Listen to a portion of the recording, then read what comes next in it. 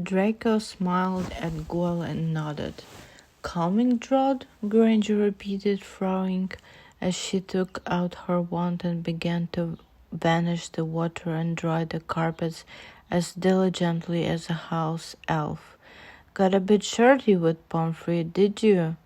Weasley grinned and lowered himself onto the empty armchair right between Draco and Gwyn.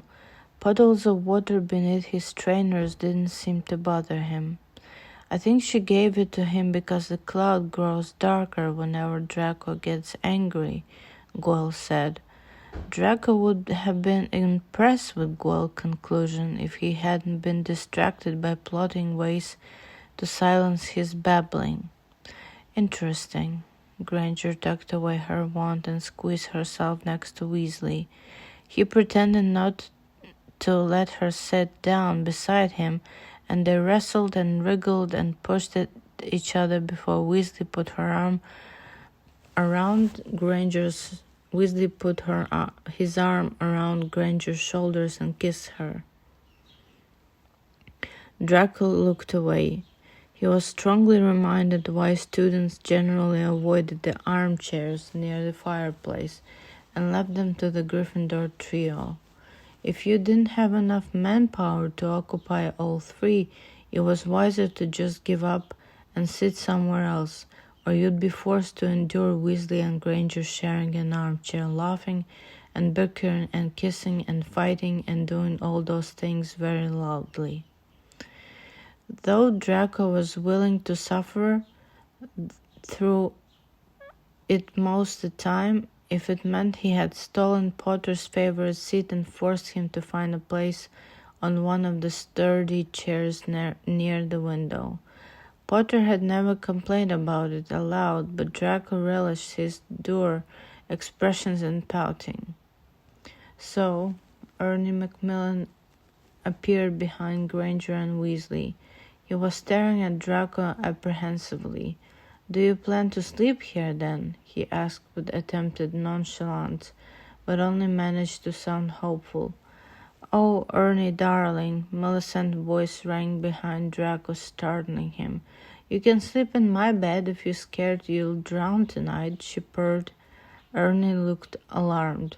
"Don't mind him, Draco," Millie said sweetly. "He got struck by lightning twice today during charms. I think he's developed a bit of phobia."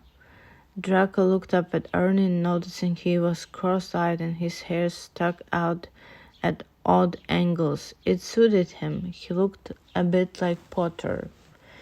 "My atmospheric charms were perfectly executed," Ernie said with dignity. "My aim was a little off, that's all." "Ah," Millie sighed, sounding disappointed. "You do look like someone who can't aim properly. Well then, I take back my offer. You can't share my bed tonight. You sound a bit useless. I like boys with impeccable aiming skills." Ernie turned beet red and mumbled something incomprehensible.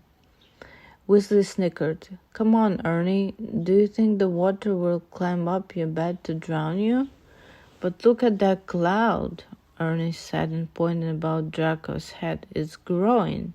Soon it will cover the whole castle and drown us all," Millie said gravely.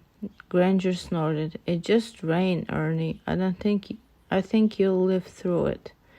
Famous last words. Ernie grumbled but looked somewhat appeased now that Granger had assured him he wouldn't die tonight. He wandered off, looking between Draco and the stormy weather outside suspiciously, as though he thought the nasty weather was Draco's fault too. "Oh, my poor Draco," Millie cooed. "You're utterly drenched. Would you like a dry cloak?" Draco couldn't tell if she was being nice or making fun of him. Her tone was much too sweet and simpering not to be fake. "You need a raincoat," Granger proclaimed. "I'm sure someone has one." She looked around as though trying to determine who was likely to have it. "I am wearing a raincoat," Draco said, irritated. "It's charmed to repel water." costs quite a few extra galleons because of it. It doesn't help much, does it?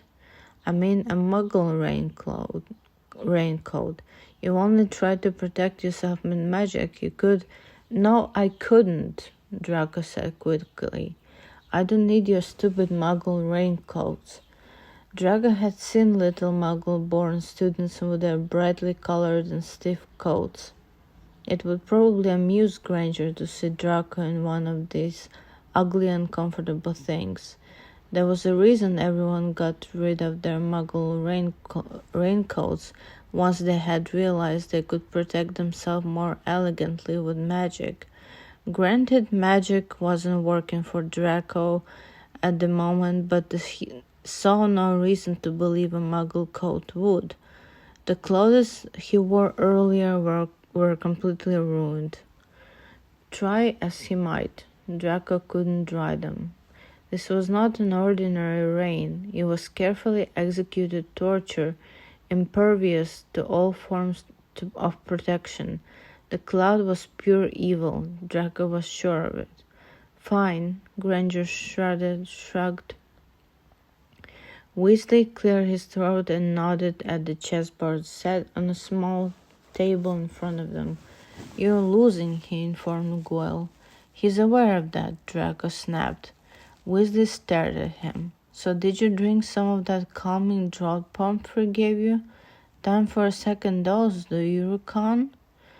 Draco scowled and looked away. A dozen insults threatened to spill out, but Draco bit them back. What was the point? There was no one here who would laugh at Weasley with him, no one who would snicker at Granger and glare at Potter once Potter graced them with his presence. Goyle was very unhappy. Millie and Nott had never been his friends. He didn't even knew Daphne. She was a quiet little thing and had always kept to herself. He had spent his entire last year studying at night. Blaise had passed his NEUTs,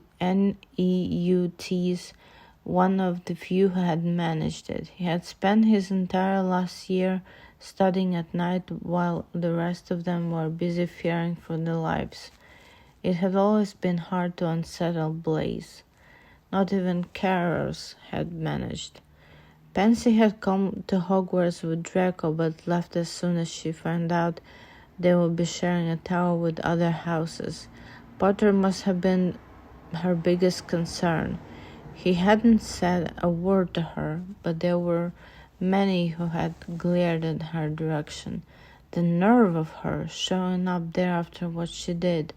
Draco had heard Finnegan whisper, and so had Pansy. Finnegan hadn't been the only one either. The next day, Pansy panicked, packed her trunk, said, "I don't need this shit," and left. To be continued.